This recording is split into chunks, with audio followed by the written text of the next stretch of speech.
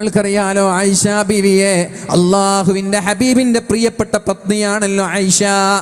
ആ ആയിഷ ബീവിക്കെതിരെ വ്യഭിചാര ആരോപണം ഉന്നയിച്ചു മുനാഫിക്കീങ്ങൾ. ആയിഷ ബീവിക്കെതിരെ വ്യഭിചാര ആരോപണം ഉന്നയിച്ചപ്പോ സിദ്ദീഖ് തങ്ങൾക്കത് സഹിക്കാൻ കഴിഞ്ഞില്ല, ആയിഷയ്ക്കത് സഹിക്കാൻ കഴിഞ്ഞില്ല, അള്ളാഹുവിന്റെ ഹബീബിനത് സഹിക്കാൻ കഴിഞ്ഞില്ല. എന്തിനേറെ അതിൽ ചില മുസ്ലിമീങ്ങളായ സ്വഹാബാക്കളും പെട്ടുപോയിട്ടുണ്ട്. മുനാഫിക്കീങ്ങളാണ് തുടക്കം കുറിച്ചതെങ്കിലും മുസ്ലിമീങ്ങളായ ചില ആളുകളും അറിയാത്തതിൽ പെട്ടുപോയിട്ടുണ്ട്. അതിൽപ്പെട്ട ഒരാളാണ് മിസ്തഹ് റളിയല്ലാഹു അൻഹു. മിസ്തഹ് റളിയല്ലാഹു അൻഹു ആയിഷ ബീവിക്കെതിരെ ആരോപണം ഉണ്ടാക്കി. അല്ലാഹു ആയിഷ ബീവി നിരപരാധിയാണെന്നുള്ള ആയത്തിറക്കിയപ്പോ മഹാനായ സിദ്ദീഖ് തങ്ങളുടെ ചെലവിലായിരുന്നു മിസ്തഹ് ജീവിച്ചിരുന്നത്. സിദ്ദീഖ് തങ്ങളുടെ ചെലവിലാണ് ഭക്ഷണം കഴിച്ചിരുന്നത്. സിദ്ദീഖ് തങ്ങൾ സത്യം ചെയ്തു, അല്ലാഹുവാണ് സത്യം, ഇനി മേലാൽ മിസ്തഹിന് ഞാനൊരു ധാന്യമണി പോലും നൽകൂല, ഇനി മേലാൽ മിസ്തഹിനൊരു ദീനാർ പോലും നൽകൂല. എന്റെ ചെലവിൽ കഴിഞ്ഞിട്ട് എന്റെ മകൾക്കെതിരെ വ്യഭിചാര ആരോപണം ഉന്നയിക്കുകയോ, വല്ലാഹി വല്ലാഹി അല്ലാഹുവാണ് സത്യം, ഇനി മേലാൽ ഞാൻ തിരിഞ്ഞു നോക്കൂല എന്ന് സത്യം ചെയ്തപ്പോ അല്ലാഹു ആയത്തിറക്കുകയാണ്, വേണ്ട സിദ്ദീഖേ വേണ്ട, വേണ്ട സിദ്ദീഖേ വേണ്ട.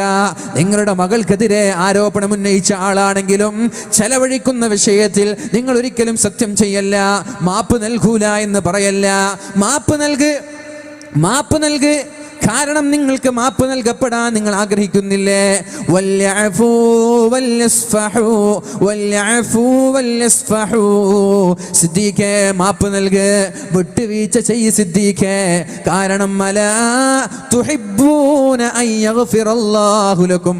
അല്ലാഹു നിങ്ങൾക്ക് പുറത്തു തരണമെന്ന് നിങ്ങൾ ആഗ്രഹിക്കുന്നില്ലേ? അല്ലാഹു പുറത്തു തരണമെന്ന് നിങ്ങൾ ആഗ്രഹിക്കുന്നില്ലേ?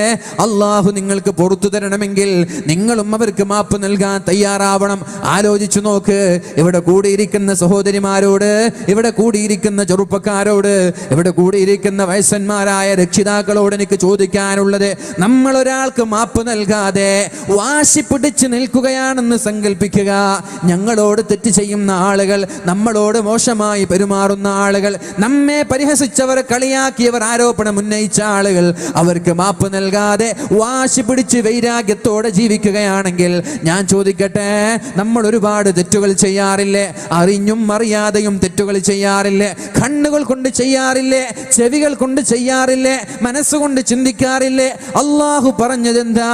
വലാ തഖ്ഫു മാ ലൈസ ലക ബിഹി ഇൽമുൻ. അറിയാത്ത വിഷയങ്ങളിൽ നിങ്ങൾ ഇടപെടരുത്.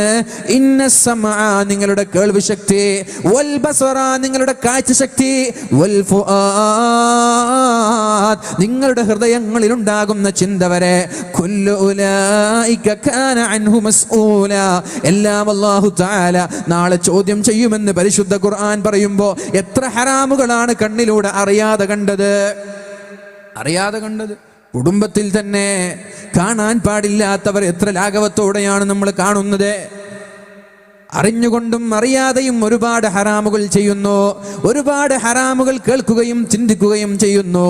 ഈ ഹറാമുകൾക്കൊക്കെ അല്ലാഹു നാളെ മാപ്പ് നൽകാതെ, തെറ്റുകൾക്ക് അല്ലാഹു മാപ്പ് നൽകാതെ നാളെ കോടതിയിലേക്ക് പോകേണ്ടി വന്നാൽ എന്തായിരിക്കും നമ്മുടെ അവസ്ഥ? എന്തായിരിക്കും നമ്മുടെ അവസ്ഥ? ചിന്തിക്കാൻ വേണ്ടി ഞാൻ ചോദിക്കുകയാണ്.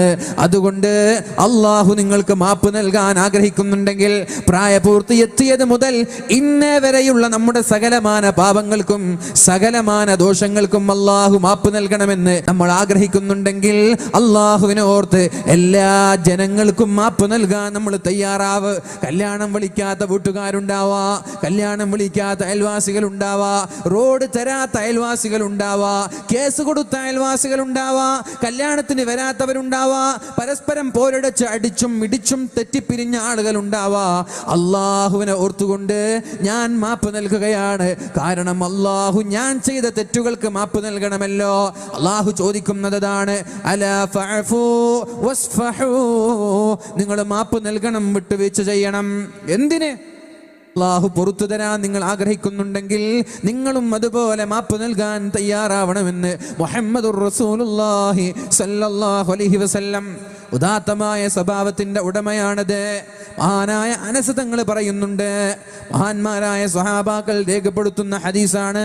അള്ളാഹുവിന്റെ ഹബീബിനോട് ചോദിച്ചു, യാ റസൂലല്ലാഹ്, അള്ളാഹുവിന്റെ ഹബീബേ, എന്താണ് സ്വൽസ്വഭാവം എന്ന് പറഞ്ഞാൽ, എന്താണ് നബിയെ സ്വൽസ്വഭാവം എന്ന് പറഞ്ഞാൽ? അപ്പോഴാണ് റസൂലുള്ളാഹി സ്വല്ലല്ലാഹു അലൈഹി വസല്ലമ തങ്ങൾ മറുപടി നൽകിയത്, സ്വൽസ്വഭാവം എന്ന് പറഞ്ഞാൽ നിന്നോട് മോശമായി പെരുമാറുന്ന കുടുംബങ്ങളോട് നീ നല്ല രീതിയിൽ പെരുമാറലാണ് സ്വൽസ്വഭാവം എന്ന് പറഞ്ഞാൽ. ഇങ്ങോട്ട് മോശമായി പെരുമാറുന്ന ആളുകൾ, ഇങ്ങോട്ട് കല്യാണത്തിന് വരാത്ത ആളുകളുടെ വീട്ടിലേക്കാണ് ആദ്യം നമ്മൾ കല്യാണത്തിന് പോവേണ്ടത്. നമ്മെ ക്ഷണിക്കാത്ത ആളുകളെ ആദ്യം ക്ഷണിക്കാൻ നമ്മൾ തയ്യാറാവണം. ഇങ്ങോട്ട് വരുന്നവന്റെ വീട്ടിലേക്ക് മാത്രം അങ്ങോട്ട് പോകുന്നതിന് പകരം നമ്മോട് അടുപ്പമില്ലാതെ, നമ്മോട് യാതൊരു ബന്ധമില്ലാത്ത ആളുകളെ തെരഞ്ഞു പിടിച്ച് അവരുടെ വീട്ടിലേക്കാണ് നമ്മൾ പോവേണ്ടത്. ഇതാണ് സ്വൽസ്വഭാവം എന്ന് പറയുന്നത്, ഇതാണ് കുടുംബ ബന്ധം എന്ന് പറയുന്നത്. അള്ളാഹുവിന്റെ ഹബീബായ മുത്തു റസൂലുള്ളാഹി സ്വല്ലല്ലാഹു അലൈഹി വസല്ലമ തങ്ങളോട് മഹാനായ അബൂ ഹുറൈറ റളിയല്ലാഹു അൻഹു ആണ് ചോദിച്ചത്, വമാ ഹുസ്നുൽ ഖുൽഖി യാ റസൂലല്ലാഹ്, അല്ലാഹുവിന്റെ ഹബീബേ, എന്താണ് സ്വൽസ്വഭാവം എന്ന് പറഞ്ഞാൽ? നബി തങ്ങൾ പറഞ്ഞ മറുപടി, തസ്ല മൻ ഖതഅക, നിന്നോട് മോശമായി പെരുമാറുന്നവനോട് മാന്യമായി പെരുമാറലാണ് സ്വൽസ്വഭാവം എന്ന് പറയുന്നത്. ഇത് നമ്മൾക്കുണ്ടോ? ഉണ്ടോ? സൗണ്ട് കുറച്ച് കൂട്ടിത്തരുമോ മോണിറ്റർ? ഇത് നമ്മൾക്കുണ്ടോ? അൻ തസ്ല മൻ ഖതഅക, ഈ ഒരു സ്വഭാവം നമ്മൾക്കുണ്ടോ? പറയ്, ഉണ്ടോ? എന്താ മിണ്ടാത്തെ? ഇങ്ങോട്ട് ബന്ധം വെക്കുന്നവർക്ക് തിരിച്ചും ബന്ധം വെക്കുന്നുണ്ട്, ശരിയാണ്.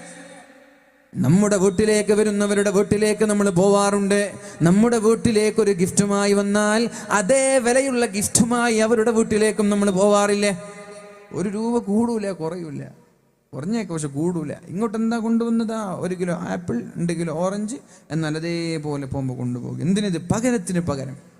ഇതിന് ബിസിനസ് എന്നാ പറയാ, ഇതിന് ബന്ധമെന്നല്ല പറയാ. പകരത്തിന് പകരം നൽകുന്നത് കച്ചവടമാണിത്, കച്ചവടമല്ല.